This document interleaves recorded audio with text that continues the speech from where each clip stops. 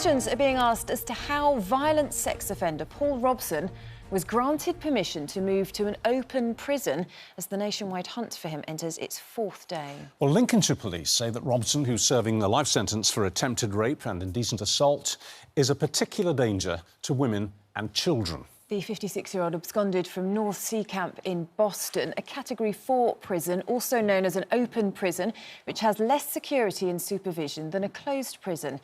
Well, last year, 99 prisoners absconded from open prisons, almost 2 a week. So are they too relaxed? Joining us now is a retired prison governor, Vanessa Frake-Harris, and broadcaster Dawn Neeson. Vanessa Frake-Harris, if I can start with you. Look, here's the dichotomy that's everybody's thinking and talking about on this story. Here's the contradiction. Paul Robson is deemed safe enough to be transferred from a secure prison to an open prison. He's safe enough for us to do that. But now he's walked out, he's deemed far too dangerous for anyone even to approach him. If they spot him, they have to call 999 double quick. It doesn't seem to make sense. Good morning, Richard. Good morning, Charlotte. Thanks for having me on. Pleasure. What I'd like to say is, you know, I don't know the background to individual cases. However, there would have been completed risk assessments for the prisoner to go to an open prison. My understanding is that it was actually the parole board that recommended he be transferred to an open prison. Our old friends, the parole board. I was saying our old friends, the parole board. Well, I mean, the parole board have got form for this, haven't they? I mean, we've just got some figures in. I don't know if you're aware of these, but you know that 47%, nearly 50% of all adults are reconvicted within 1 year of being released. So reoffences are a major aspect, actually, of the so-called rehabilitation process, which you support. I mean, you think that on the whole, it's a good thing that people like Robson are sent to open prisons. No, I didn't say that specifically people like Robson were sent to open prisons. That's not exactly what I said. What I said was that we have a system, a prison justice system in this country that prisoners can work towards going to open prison. And this isn't one person's own, well, yes, you can go to open prison. This is a multidisciplinary, well-oiled machine that decides if a prisoner, obviously taking into consideration protecting the public first off, is suitable to go to open prison. But do you accept the... And bear in mind that any prison... Sorry. Do you accept, though, my opening question and the point that underlies it, that if you've got the parole board, through all due process, finishing up by saying, right, this guy's ready to go to an open prison because he's safe. He's safe enough to go to an open prison, which, of course, is very easy to escape from. You can just walk out. He's a safe guy now. He's OK, and we're getting ready to release him back into the community full time. And yet the moment he walks out, he's suddenly super dangerous. And I've no doubt that he is dangerous. And we're told that we can't even approach him.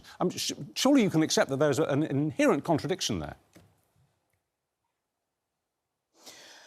Well, yes, I mean, there does seem to be a contradiction there, putting it like that. Of course there is, but at the time that he was sent, bearing in mind, he's been at that open prison, I'm led to believe, for nearly a year. You know, so I don't know the circumstances as to why he walked out. And at the end of the day, we're dealing with humans, and humans make decisions rightly and wrongly. He's clearly made the wrong decision. Whether he's dangerous to the public or not, I don't know. The police are saying that he is. That's their take on the matter. But the risk was deemed low enough to warrant that he went to open prison in the first place. Well, let's come to Dawn Neeson. You see, let's continue with this point. If he was safe enough to go to an open prison and he's walked out, then presumably the police wouldn't put an all-points ports alert out to try and catch him. And they wouldn't be saying, he's really dangerous, don't go near him. If you see him, call us. PDQ. In a sense, they'd be saying, well, he's safe and he's walked out and we'll get him, but there's no need to worry. They're saying there's a great deal to worry about with this guy on the loose. What do you make of it, Dawn?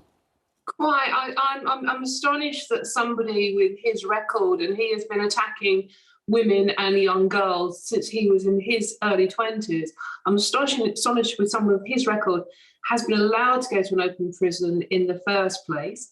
They have said he can cause real harm to anyone he comes across. And we've got to remember that his youngest victims have been 8 years old. Now, he is very clearly a risk to all women and girls out there. We don't know where he is, we don't know what he's doing, but he is a risk.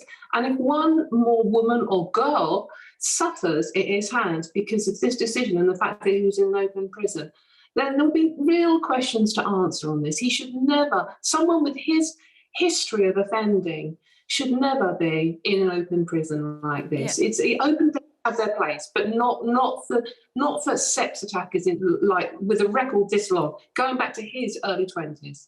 No, I mean, no doubt there will be, many questions asked about how exactly this happened. Dawn, what do you make of the principle in general? Vanessa was talking there about it giving prisoners something to work towards, having this goal of eventually ending up in an open prison before they're then released, sort of paving the way, if you like, to then eventually making their way out of prison. Do you agree with it as a principle, or do you think, no, actually, they should be in jail, they should face the toughest measures and have that until the day of their release, and then that's it, they're out in the wide world?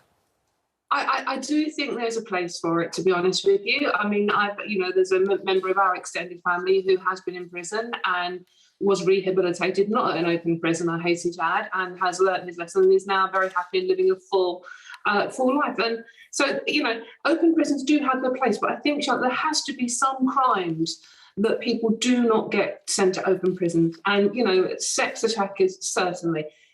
Terrorists. I mean, these people are incredibly manipulative by the nature of their crimes. So they are going to say whatever parole boards want to hear to get to an open prison. And, they're not locked up in many open prisons. They have the keys to their own rooms. They're free to come and go.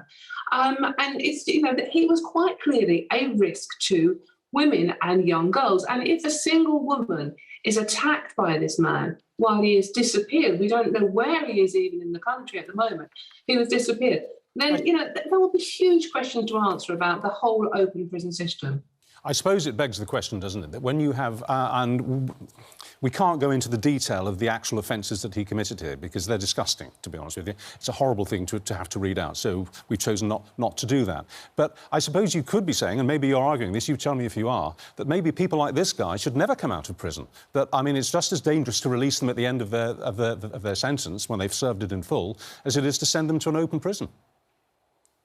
Look, there is such a thing as redemption, and as I said, I have had relatives who have been in prison, so I do understand that people can change, can see the error of the ways, and I agree with Nestle that you can rehabilitate people, and if people think there is no hope, then they're not even going to try, are they? So I've had personal experiences in our family, and yet it can work. The prison system can work, but I do have to question open prisons for certain offenders, and in particular sex offenders and violent crime, Richard. OK. All right. Thank you, Dawn, and thank you, Vanessa Frake-Harris, as well, for joining us. A prison service spokesperson has told us that absconds from prison have more than halved since 2010, and they're now actually extremely rare. They say that prisoners held in open jails continue to face stringent conditions, and well, they say we won't hesitate to move them back to tougher closed conditions if they are found to have breached the rules. So obviously, when Paul Robertson is detained, which of course he will be at some point, he'll be straight back in the proper slammer.